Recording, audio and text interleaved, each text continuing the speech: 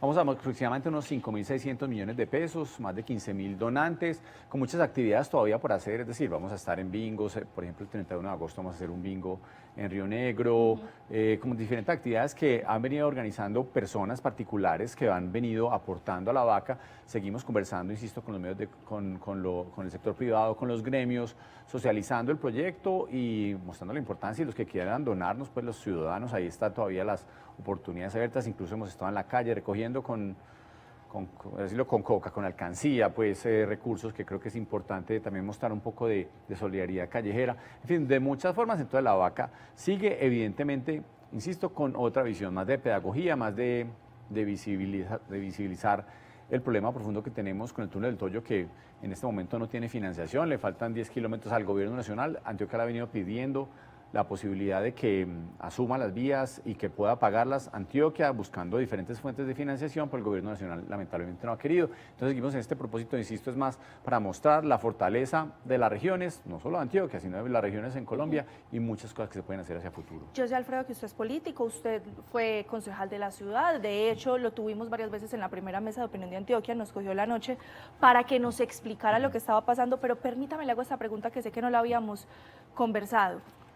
¿Le ha faltado a los congresistas antioqueños presionar por esas vías? ¿No son los congresistas los que tienen que estar allá en el gobierno nacional diciendo, bueno, ¿qué pues? Es que esto hay que hacerlo. Pues es una alternativa. Yo creo que evidentemente los congresistas de alguna forma lo han hecho, podrían tener otro tipo de liderazgo, pero no creo pues que les haya faltado intención y fuerza para hacerlo. Ha habido debates de control político, ha habido diferentes alternativas, pero yo creo que también es un tema de voluntad del gobierno, y uno entiende que cuando un gobierno nacional por su capricho, porque en este caso yo creo que no hay ninguna otra alternativa al capricho de decirle yo no quiero ayudarle a un proyecto particular, pues es muy difícil mover ese tipo de como líneas rojas que ponen, claro, que aquí en este caso, pues repito, parecería algo lamentablemente muy político contra Antioquia por un proyecto con la relevancia que tiene el túnel del Toyo.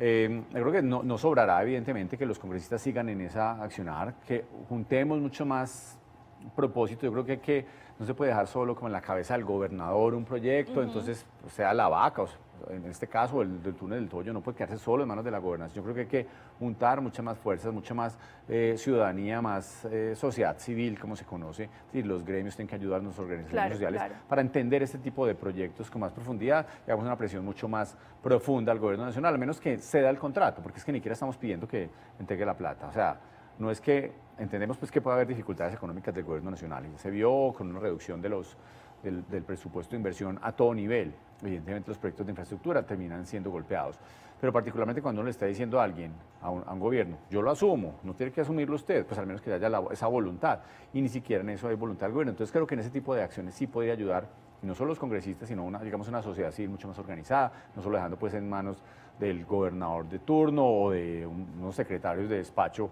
un proyecto de tal relevancia para Colombia. Usted me abre la puerta para muchas preguntas y me va a disculpar. ¿Y si tiene Antioquia, si le ceden el contrato, cómo administrarlo?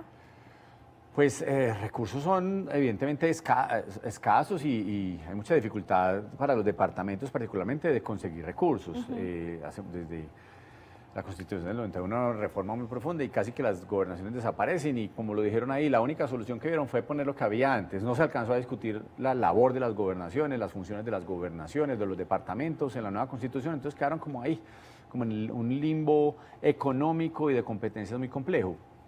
Pero yo creo que con creatividad y hay muchas formas de hacerlo, es decir, no solo pues acudiendo a fuentes como con las vigencias futuras que ya se han hecho en otras ocasiones.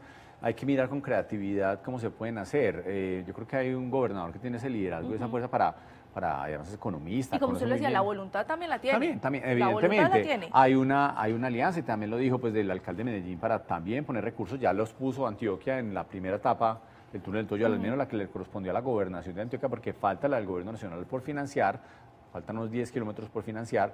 La alcaldía de Medellín ya dijo que también podía poner recursos. Hay muchas cosas que se podrían hacer, entonces estoy convencido de que sí, o sea, digamos, con liderazgo, con voluntad, con claridad, con conocimiento y con mucha creatividad se va logrando pues un buen cóctel hacia adelante de buenas ideas. Digamos que ahí hay un punto de la financiación. Reitero, falta un componente fundamental, es que el gobierno nacional no se quede pues simplemente estropeando el proyecto, torpedeándolo, así parado, pues como bloqueándolo. Si no tiene recursos, tiene una gran posibilidad de entregarle a Antioquia y Antioquia ya verá cómo lo hace. Digamos que hay ideas, se han discutido ideas dentro de la gobernación de Antioquia de cómo se podría hacer. Lo que sí necesitamos es esa idea de que el gobierno nacional ceda voluntariamente el contrato. De lo contrario, pues me parecería increíble que Antioquia tuviera que demandar al gobierno nacional a ver si algún día le cede unas vías que son no del quiere país. hacer, que no quiere hacer además, pues, y que exactamente, del además, país. y que no beneficia únicamente a Antioquia, que ese Claro. es un punto que nos han querido meter, pues, que es como para unos ricos que van a ir a Urabá. Es decir, ¿qué va a ir por Urabá? Y además que va a empezar Puerto Antioquia en el primer trimestre del próximo año, que es un tema supremamente importante. Es decir, vamos a tener un puerto que se ha soñado toda la vida, Claro. que ha venido desarrollando muchos de esos proyectos que eran sueños, el puerto Antioquia, el túnel del Toyo, el túnel de Oriente, de Uruguay, muchos de esos que eran hitos, han venido a Antioquia rápidamente cerrándolos en los últimos 15, 20 años, porque es un momento ya para empezar a pensar cuáles son las cosas que siguen, pero particularmente el trazado que hay es para que especialmente el centro del país se beneficien los agricultores de este país, los caficultores del eje cafetero, que tengan unos productos mucho más competitivos globalmente, que puedan tener mayores ingresos, los campesinos, los pequeños y medianos empresarios que quieren exportar, esos son los que benefician realmente acortando los tiempos, los costos para llegar al puerto de Urabá y hacia el mundo. Mire, yo tengo una discusión, y me voy con esa pausa para comerciales, yo tengo una discusión muy grande y es que el gobierno nacional nos está vendiendo la idea que quienes se movilizan por carretera son los ricos. Perdón, somos quienes no tenemos para costear un tiquete aéreo, quienes usamos las carreteras, al fin y al cabo, Pues, los pequeños y medianos empresarios. Absolutamente, es decir, yo creo que pues, si uno ve, primero, ¿qué es Urabá? Es decir, las posibilidades que existen de crecimiento económico en Urabá, y si uno dice que va a ayudar a las comunidades más vulnerables, pues dígame, la pobreza que existe en Urabá y las oportunidades que generarían para Urabá, que haya una forma de conexión del centro del país con Urabá, lo que significaría no solo para, digamos, los productos del centro del país, sino para el turismo.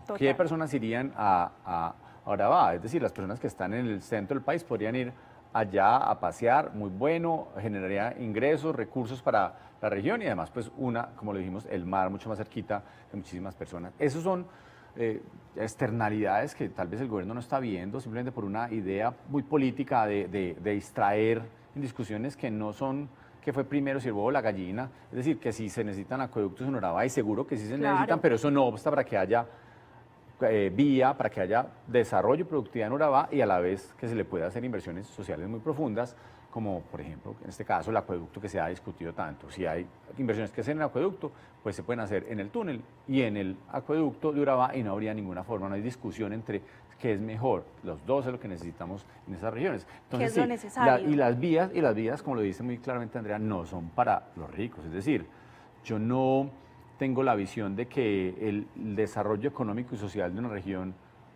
permee únicamente a unos sectores poblacionales, permea a todos. Y reitero, sea una región con altos niveles de pobreza económica, de falta de desarrollo de oportunidades, es Urabá. ¿Y qué más que llevarle esas oportunidades y ese desarrollo? Entonces las vías son para el desarrollo, no solo de Antioquia, no solo Urabá, que son supremamente importantes, sino para el desarrollo de muchas otras regiones que evidentemente van a generar crecimiento económico y, como lo dijimos, si los caficultores del centro del país van a llevar esos productos mucho más rápido, pues que se benefician realmente son ellos. Eso no es para ricos, eso es para todo el beneficio del desarrollo económico y social del país. Para quienes están conectados, y les dejo ahí la pregunta, ¿la infraestructura trae desarrollo o el desarrollo mejora la infraestructura? Una pregunta que dejamos ahí.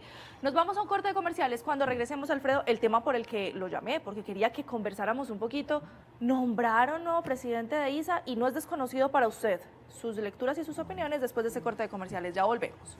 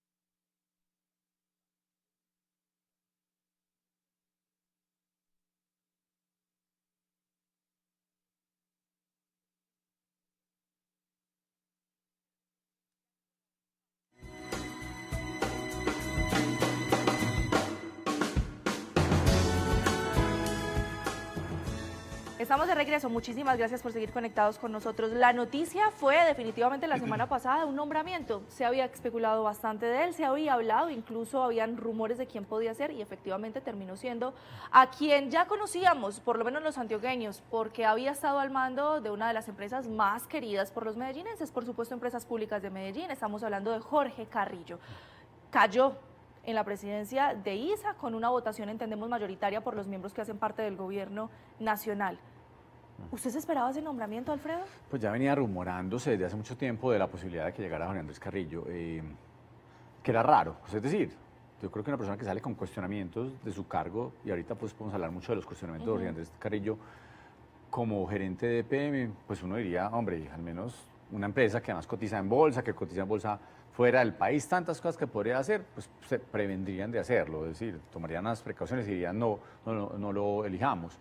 Pero así fue, yo creo que eso es una demostración de lo que está pasando en este gobierno. Yo creo que en un momento que la corrupción es uno de los temas fundamentales del país, donde hay tantos escándalos, Ongred es uno solo, que es pues como el que se ha visto, pues se anuncian muchísimos más escándalos en la aeronáutica, en Invías, muchas de las instituciones históricas, claro, que pues apenas están incipientemente generando algunos escándalos que se van a empezar a mostrar y a mirar con mucha más claridad.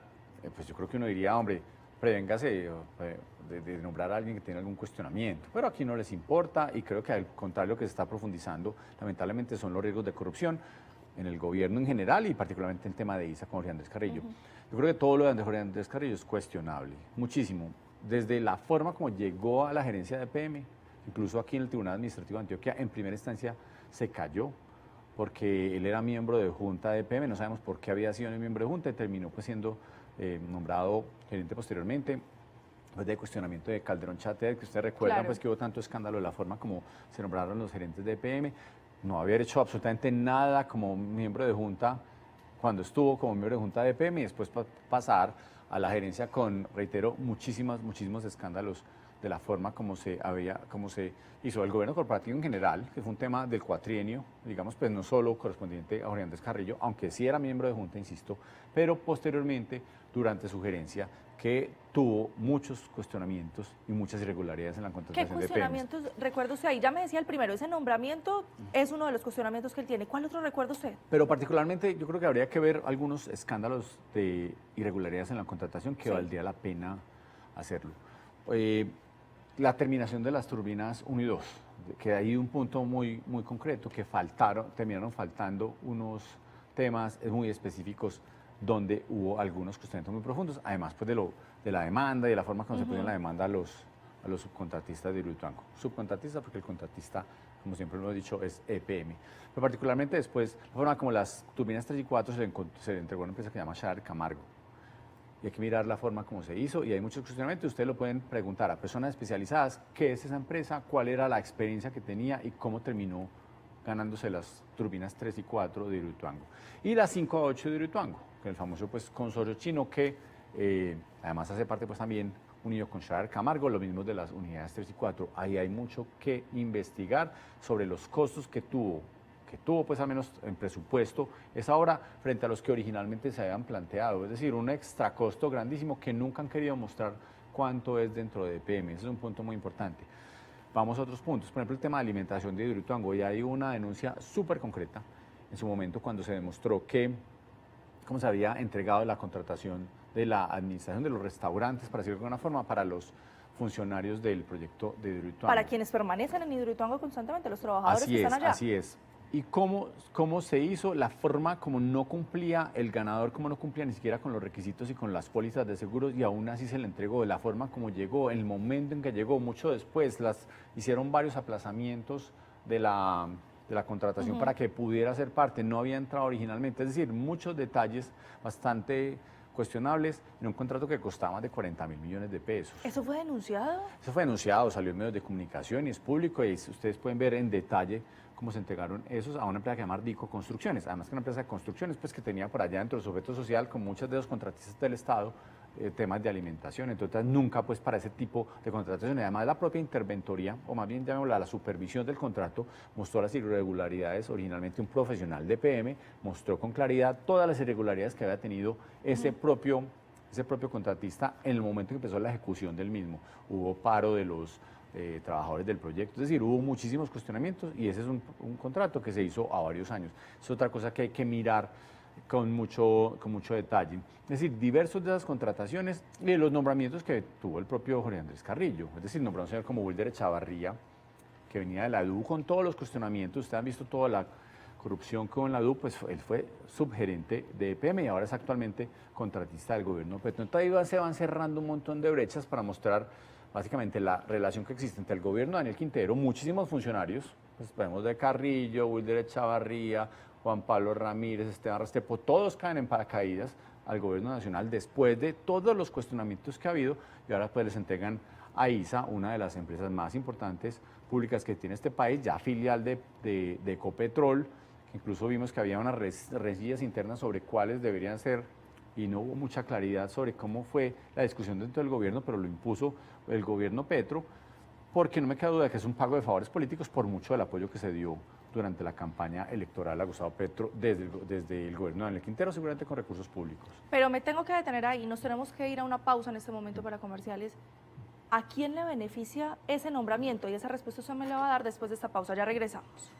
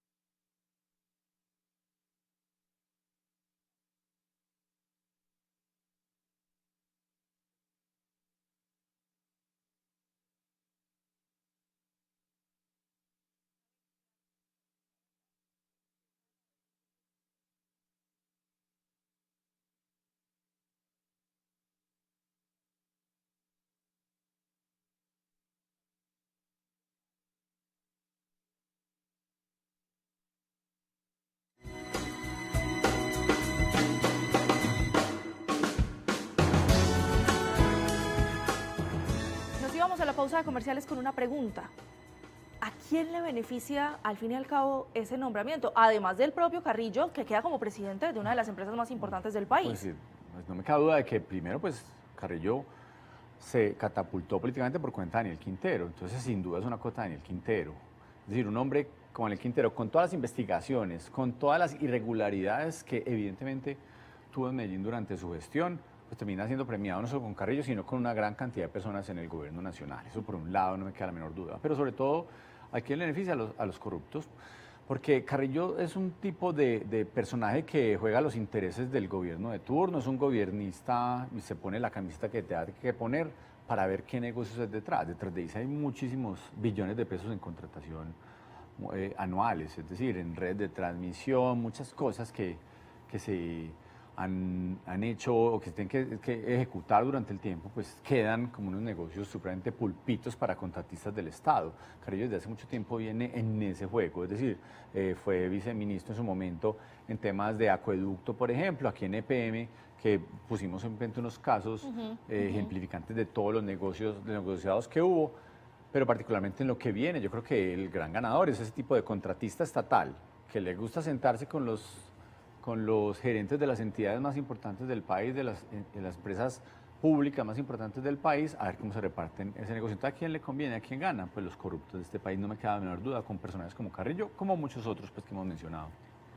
Alfredo, de una manera muy llamativa, cuando salió a la luz pública, o por lo menos a los medios de comunicación, ese nombramiento, el renunciado alcalde de Medellín saca un trino en el que, pues si uno lo lee entre líneas, le está dando órdenes, ni siquiera a Carrillo, sino al presidente de la República, Gustavo Petro.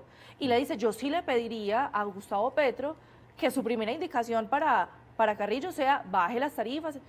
¿Uno cómo entiende eso? Que vengan a darle órdenes, indicaciones, pongan ustedes el apelativo, al presidente de la República sobre cómo se debe gerenciar ISA. Pues es evidentemente la clara politización de las entidades estatales, eso por un lado, el peligro que además, el riesgo de corrupción que existe en este caso en ISA, que creo que hay que mirarlo con mucho detenimiento, toda su contratación, su plan de expansión, sus proyectos, a ver cómo van a ser dirigidos, cómo van a ser contratados, que creo que valdría la pena mirarlo. Yo creo que los mercados se dieron claramente cuenta de eso inmediatamente, es decir, que iba a haber un títere allá puesto por unos intereses detrás de Quintero, de Petro, quién sabe exactamente quiénes, porque finalmente eso es, esas personas que ponen las camisetas tienen muchos dueños, ellos le juegan a ver, van siendo unos malabaristas a ver a quién le ponen la atención, entonces le dan juego a todos esos jefes que tienen, eso es un punto que hay que mirarlo, insisto, con mucho detalle, entonces terminan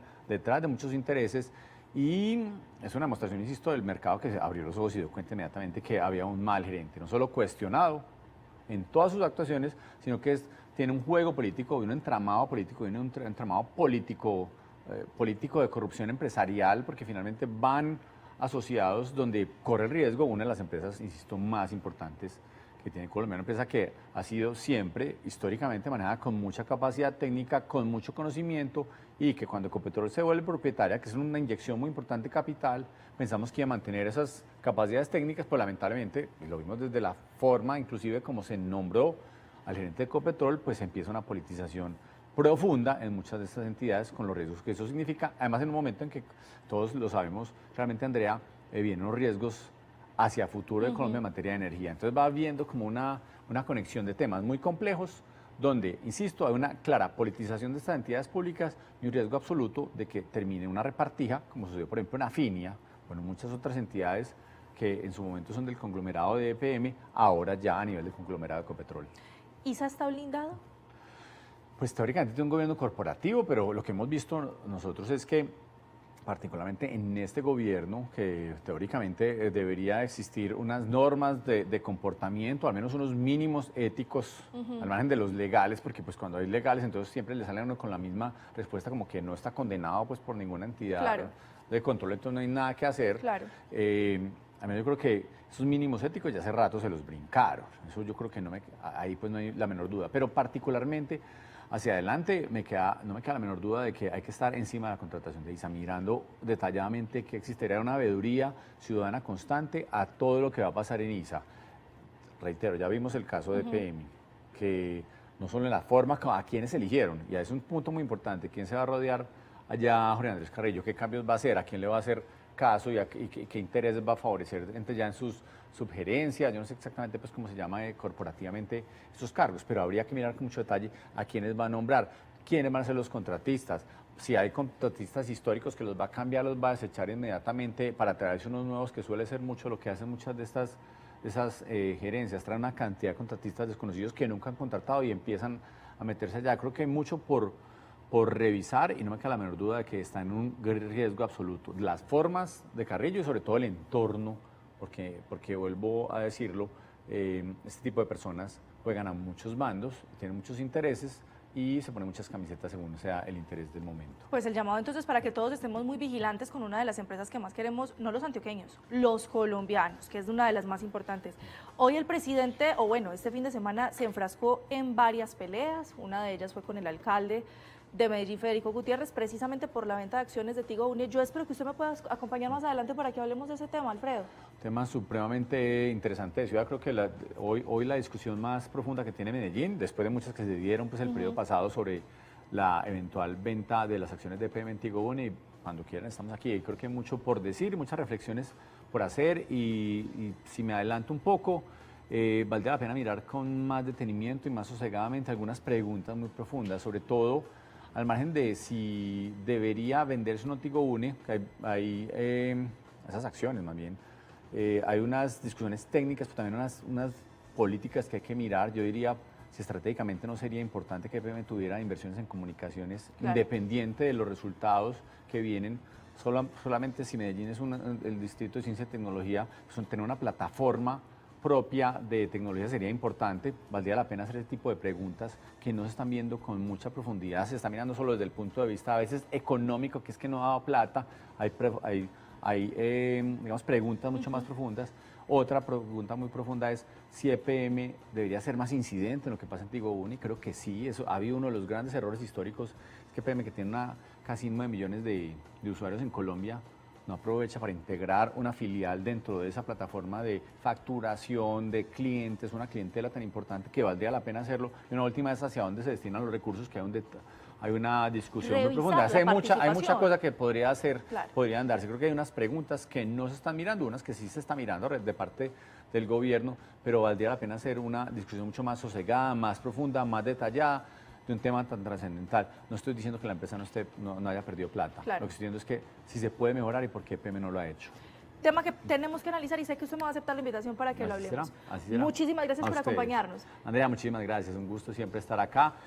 Digamos, hablé mucho más de política de lo que he venido hablando. Es que estaba un poquito alejado con muchos proyectos, sobre todo en temas de lucha contra la corrupción, que queremos empezar a trabajar y que vale la pena hacerlo por el bienestar de nuestra sociedad, no solo pues de Medellín y Antioquia, sino que hay que trascender y el tema de corrupción ya se ha profundizado en muchos campos que hay que atacarlos de raíz. Es parte de lo que queremos hacer hacia adelante. Bueno, en fin, muchas cosas por hablar y también queremos en un momento cuando tengamos proyectos venir a socializarlos y contarlos. Y este es el espacio para que lo haga, las puertas siempre abiertas. A ustedes, gracias pues por abrirnos las puertas de sus hogares. Nos vemos mañana muy juiciosos a la 1 de la tarde y por supuesto la invitación 5 de la tarde hoy en Nos Cogió la Noche, la primera mesa de opinión del departamento, porque en Antioquia tenemos mucho de qué hablar, conectados con la programación del canal Cosmovisión. Chao.